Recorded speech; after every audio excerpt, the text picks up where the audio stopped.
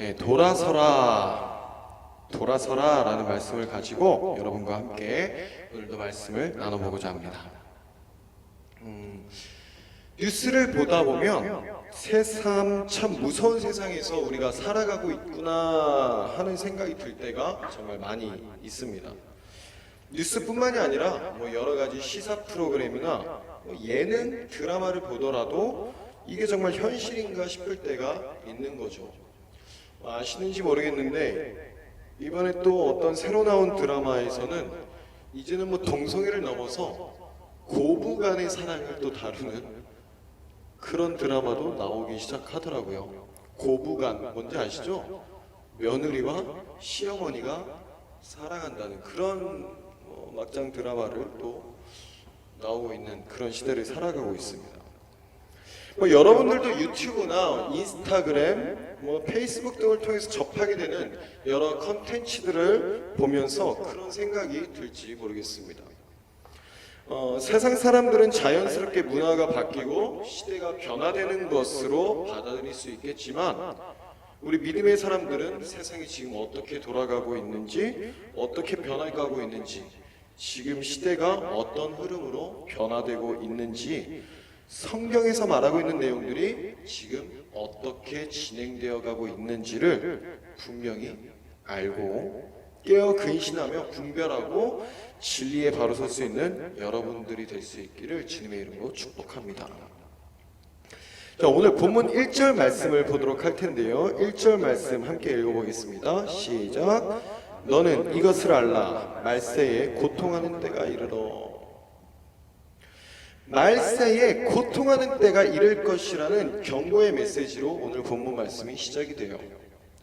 누가 고통을 받게 되겠습니까? 크리스찬, 바로 우리들 그리스도인들이 고통을 받게 되는 때가 온다는 것입니다. 어떤 것들로 인해서 고통을 받게 되는지를 2절부터 쭉 열거하고 있는데요. 2절부터 먼저 함께 보겠습니다. 2절 함께 읽어볼까요? 시작. 사람들이 자기를 사랑하며 돈을 사랑하며 자랑하며 교만하며 비방하며 부모를 거역하며 감사하지 아니하며 거룩하지 아니하며. 자, 가장 먼저 나오는 것이 자기를 사랑하며 라는 것입니다. 그 다음으로는 돈을 사랑하며가 나오죠. 저도 SNS를 참 많이 보는 사람인데요. 뭔가 그냥 좀 한가할 때 이 인스타그램을 보고 있다 보면 시간이 얼마나 가는지를 모르고 계속 좀 보고 있게 돼요. 인스타그램 뿐이겠습니까?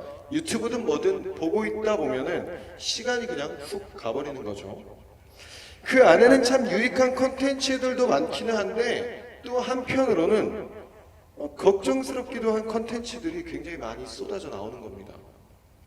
저는 개인적으로 그 동기부여 영상이나 아니면 자기 개발 영상들을 좀 주로 보면서 가끔은 좀 힘을 얻기도 하는데 유명 강사, 유명 연예인, 유명 스포츠 선수들의 좋은 메시지들을 보면 분명 본받을 만한 내용들이 있기는 하지만 또 자칫 잘못하면 왜곡되어 전달될 만한 내용들이 너무 많다는 거예요. 특히 요즘 시대에 쏟아져 나오는 메시지들을 보면 무엇입니까? 자기를 사랑하라는 겁니다. 물론 나 스스로를 비하하거나 나 스스로를 깎아내리거나 할 필요는 없습니다. 우리는 모두 하나님의 존귀한 자녀들이기 때문에 사랑받아 마땅하고 충분히 자신감 있을 필요가 있는 존재들임에는 분명한데요. 문제는 나를 사랑한다는 것이 마치 이기적으로 나만 생각하고 나만 사랑하라는 메시지가 너무 많다는 겁니다. 남들이 어떻게 생각하든지 상관없다는 거예요. 조금 더 극단적으로 얘기한다면 성경과는 아예 반대되는 이야기를 하는 것입니다. 성경은 우리에게 어떻게 얘기하고 있어요?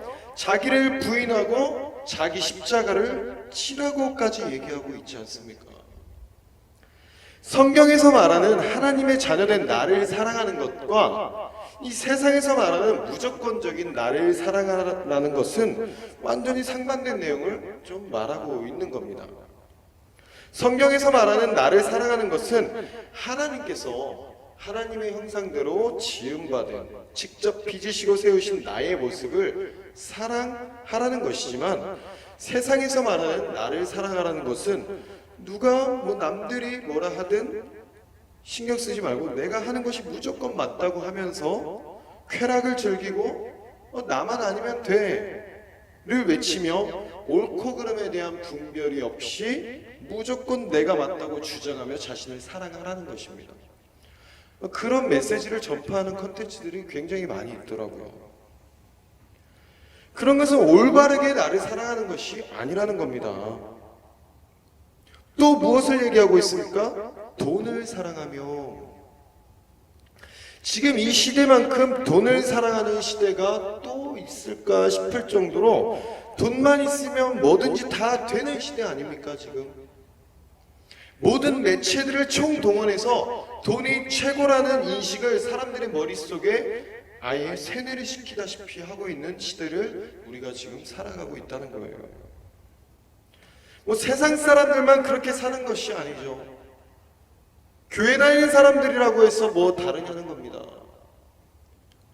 교회 다니는 사람들 뿐만이 아니라 사역자라고 말하는 목사, 전도사들도 돈을 사랑하고 돈을 쫓는 것에 그들을 보고 따르는 성도들은 오죽하겠습니까? 굉장히 씁쓸한 내용이지만 우리 목사님들이, 전도사님들이 사역을 하면서 알아보는 것이 연봉이 얼마인지, 월급을 얼마나 주는지, 보너스는 있는지, 상여는 있는지, 이런 것들로 자신들의 사역지를 정한다는 것입니다. 이제는 사역이라고 말하기도 부끄러운 모습이 아닌가 싶어요. 직업이죠, 직업. 가끔 유튜브에 올라오는 썸네일들을 보다 보면 참 자극적인 문구들을 많이 쓰는 것 같기도 합니다. 보셨는지 모르겠는데 뭐 하루 1시간 일하고 몇백 벌어요. 또는 뭐 3시간만 일하고 월천 버는 방법. 뭐 이렇게만 하면 연봉 몇억 벌 수 있습니다. 뭐 이런 컨텐츠들이 굉장히 남발되고 있고 그런 컨텐츠들의 조회수가 몇만이 넘어가는 겁니다. 사람들이 얼마나 돈을 사랑하고 돈을 벌고 싶어하고 얼마나 쉽게 돈을 얻고 싶어하는지가 너무 적나라하게 보이는 시대를 살아가고 있다는 거죠. 물론 돈은 우리 삶에서 분명하게 필요한 것이고 있어야 되는 것이면은 분명하지만 틀림없지만 그것이 최우선 가치가 되면 안 된다는 것입니다. 그것이 최우선 가치가 되었을 때 사람들이 얼마나 어떻게 망가지는지 여러분들도 충분히 알고 계실 거라고 생각을 해요. 사람이 돈만 쫓게 된다 보면 판단력이 흐려지는 겁니다. 그러다 보면 삶이 피폐해지는 거예요. 돈은 죄악의 뿌리가 되는 것입니다. 그 돈을 얻어내기 위해 별짓거리 다 하고 있는 세상이지 않습니까? 하나님을 사랑하는 여러분들이 되시기를 주님의 이름으로 축복합니다. 이어서 또 어떤 내용이 나오는지 보세요. 자랑하며 교만하며 비방하며. 지금의 이 시대가 얼마나 자랑하는 시대입니까? 인스타그램 속 수많은 사람들의 보여지는 사진들이 다 뭐예요? 자랑입니다. 자랑. 뭐 먹었다? 나 어디 갔다? 나 뭐 받았다? 나 뭐 샀다. 죄다 자랑합니다. 그 자랑이 이어지면 이제 어떻게 되는 거예요? 교만해집니다.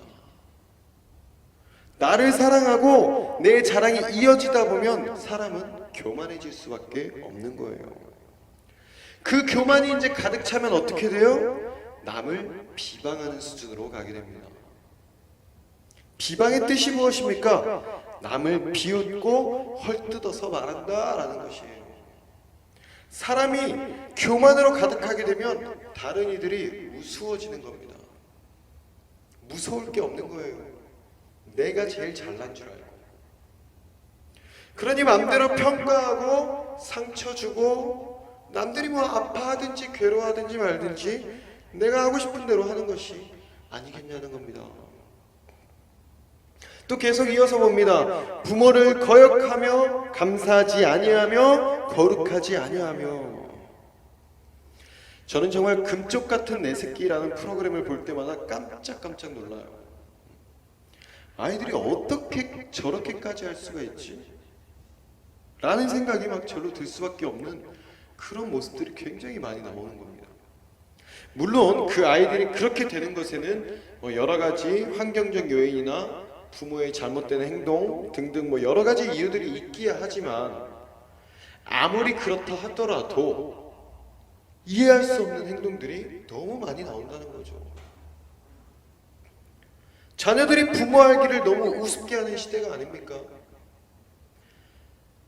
감사할 줄 모르는 사람들도 너무 많은 것 같습니다. 불만만 가득하게 마르는 시대인 것 같아요.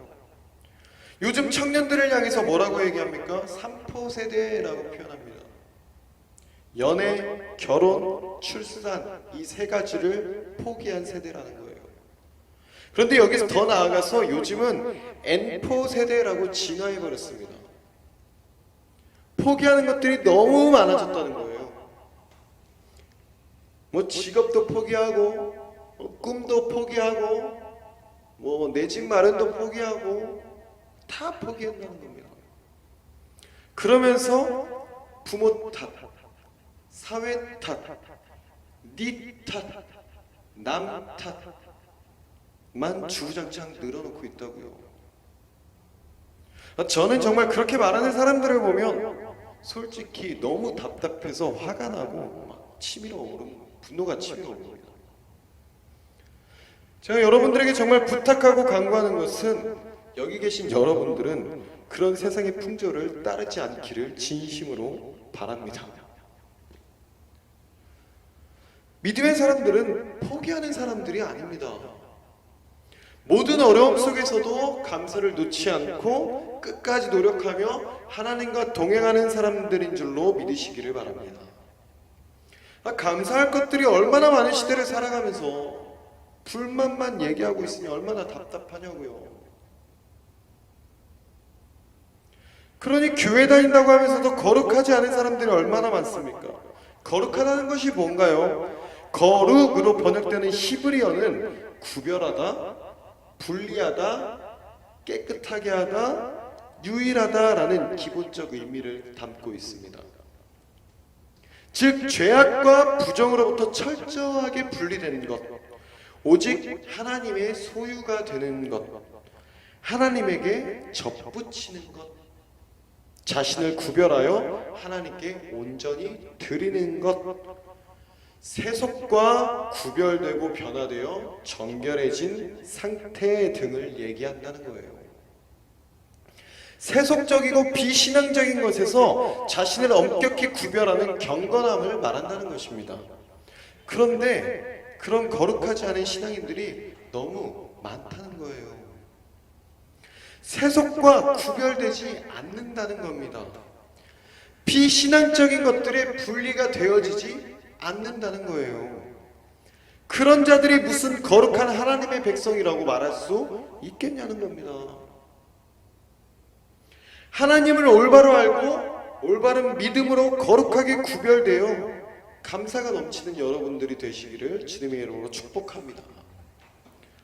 자, 3절과 4절 말씀을 이어서 볼까요? 3절과 4절 말씀 보겠습니다. 함께 읽어보겠습니다. 시작. 무정하며 원통함을 풀지 아니하며 모함하며 절제하지 못하며 사나우며 선한 것을 좋아하지 아니하며 배신하며 조급하며 자만하며 쾌락을 사랑하기를 하나님 사랑하는 것보다 더하며. 지금 읽은 우리의 3절 말씀을 현대인의 성경으로 보면 조금 더 이해하기 쉬울 것 같은데요, 이렇게 나와 있습니다. 제가 읽어드릴게요. 사랑이 없고 용서하지 않고 남을 헐뜯고 자제하지 못하며 사납고 선한 것을 싫어하고. 사랑이 점점 사라지니까 나에게 조금이라도 손해를 입혔거나 해를 입힌 자들을 용서할 수가 없게 되는 겁니다. 사랑이 점점 사라지니까 남을 헐뜯게 되는 거예요. 사랑이 점점 사라지니까 참지도 못하고 자제하지도 못하는 것이고, 사랑이 점점 사라지니까 사나워지는 건 아니겠습니까? 사랑이 점점 사라지니까 선한 것이 싫어지는 거예요. 얼마나 사랑이 없는 시대입니까? 여러분들도 잘 알고 있는 요즘 인기 드라마들의 내용을 보면 복수하는 것이 당연한 것 같고 복수하는 것에 열광합니다. 착하고 선한 사람들을 미련하게 보고 멍청하게 여겨요. 오히려 악하고 독하게 사는 것이 이 세상을 잘 살아가는 방법이라고 가르치는 것만 같습니다. 인스타그램 보다 보면 요즘 밈처럼 나오는 것들이 이런 얘기가 있어요. 착하게 사는 여자보다, 이거 너무 욕이어가지고 어떻게 말을 못하겠네. 뭘로 사는 게 오히려 세상 편하다. 여러분들도 봤는지 모르겠는데 그거에 사람들이 좋아요를 누르고 공감을 한다고요. 착하게 살면서 멍청하게 있는 것보다 차라리 나쁜 놈이 되는 게 낫다는 겁니다. 왜요? 나를 사랑하기 때문에. 또 서로 간에 이익이 없으면 얼마든지 배신하고 돌아서는 관계가 너무 만연한 시대잖아요. 배신이 무엇입니까? 믿음이나 의리를 저버린다는 뜻입니다. 부모와 자식 간에, 부부 간에, 연인 간에, 친구 간에 얼마나 믿음과 의리를 저버리고 있습니까? 믿는 도끼에 발등 찍히는 경우가 얼마나 많냐고요. 자신의 이익을 채우기 위해서라면 얼마든지 관계를 등지는 사람들이 너무 많다는 겁니다. 왜요? 나를 사랑하기 때문에. 또 어떻습니까? 조급하다는 거예요. 참을성이 없어요. 뭔가 막 빨리빨리 결과물이 나와야 한다는 것입니다. 그러다 보니까 노력이 없고 인내가 없으니 그만큼 포기도 빠르다는 것입니다. 제가 회사를 다니면서 신입생들, 신입 직원들을 보다 보면은 10명이 들어오면 한 달 사이에 한 5명 나가고요. 2달 사이에 한 3명 나가고 3달 사이에 뭐 2명 나갑니다. 1년까지 버티는 사람이 한두 명이에요. 물론 적성을 찾아 헤매고 나와 안 맞는 것들이 있다면 빠른 판단을 하는 좋은 방법이라고는 생각이 들기는 합니다만 그만큼 지금의 시대가 뭔가 빨리빨리 돌아가는 시대이다 보니까 오래 버티는 것이 오히려 미련하게 보이는 것처럼 보이는 시대가 되어가고 있다는 것입니다. 세상이 자꾸 그런 것들을 노출시키고 보여주니까 마치 모든 사람들이 다 그런 것으로 착각하게 된다는 거죠. 사람은 각자의 인생이 있고 각자의 삶이 있는 건데 자꾸 이런 사람들 저런 사람들을 보여주면서 마치 그것이 평균인 것 마냥, 마치 모든 사람들이 다 그렇게 돼야 되는 것 마냥, 마치 그렇게 살지 못하면 세상에서 뒤처지고 도태된 사람인 것 마냥 취급하고 치부해버린다고요. 그러니까 자꾸 조급해지는 만큼 결과물이 안 나오니까 포기하게 되는 거죠. 어떻게 여러 가지 상황이나 환경적인 요건이 잘 맞아서 남들보다 좀 잘 되면 그것으로 자만하는 겁니다. 그렇게 잘 되면 어떻게 돼요? 쾌락을 사랑하게 되는 겁니다. 제가 코로나 한창 때 그 백신 패스 반대하려고 여러분한테도 몇 번 말씀드렸는데 광화문이나 강남 시위 현장에 몇 번 나갔었잖아요. 강남에 가면 그 주변에 클럽이랑 주점들이 엄청나게 많은데 제가 그때 깜짝 놀랐습니다. 그때 분위기가 어땠어요? 바이러스 걸릴까봐 무섭다고 다들 막 마스크 꽁꽁 싸매고 뭐 영업시간 제한이니 뭐니 하면서 외출 금지시키고 뭐 교회들은 예배도 못 드리게 하던 그런 때였지 않았습니까? 그런데요, 그 클럽에 들어가려고 줄이 어찌나 길던지 젊은이들이 막 빽빽하게 있는 겁니다.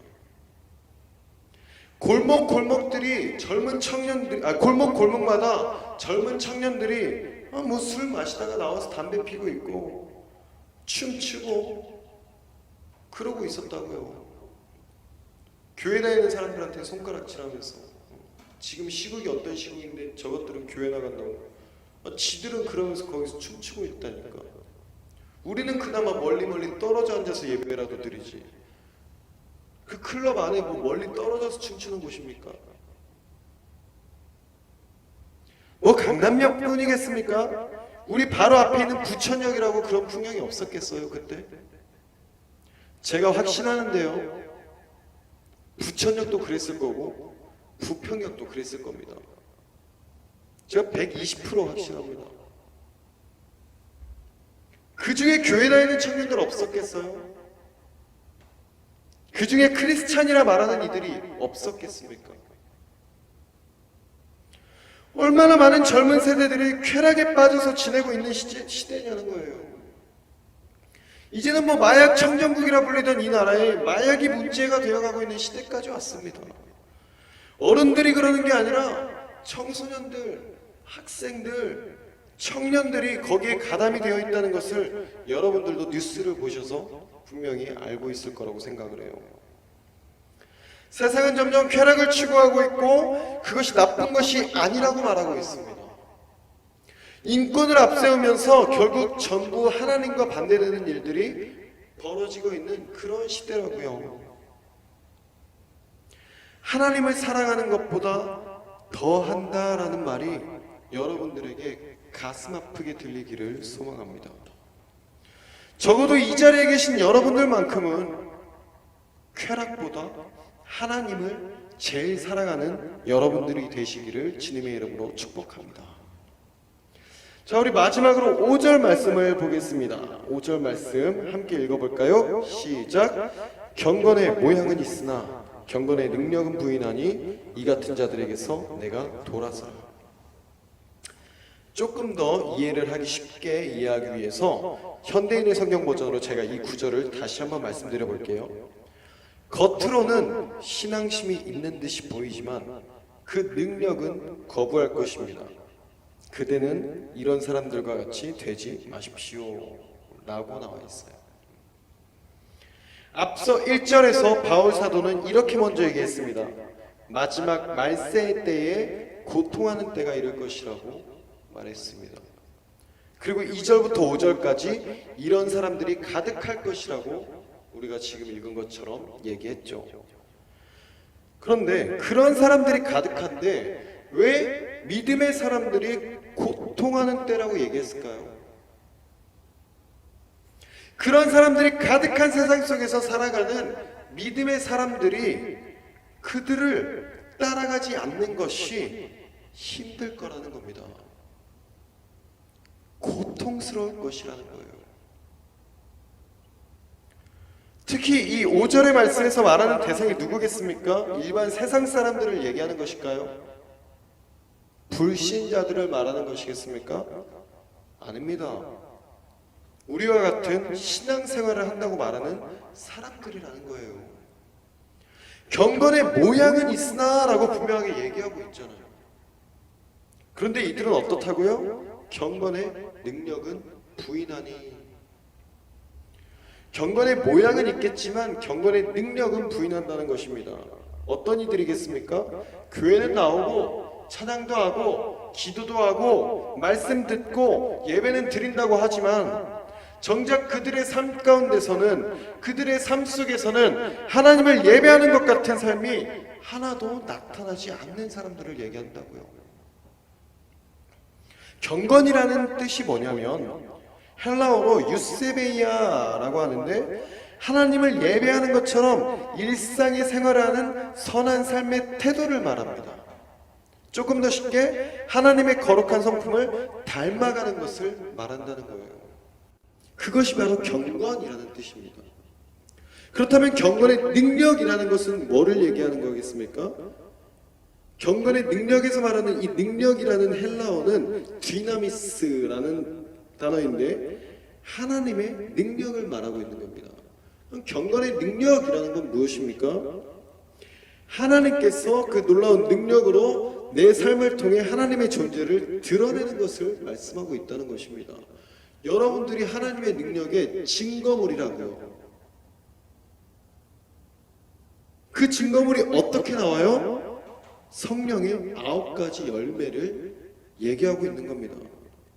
성령의 9가지 열매, 우리 한번 같이 볼까요? 갈라디아서 5장 22절과 23절입니다.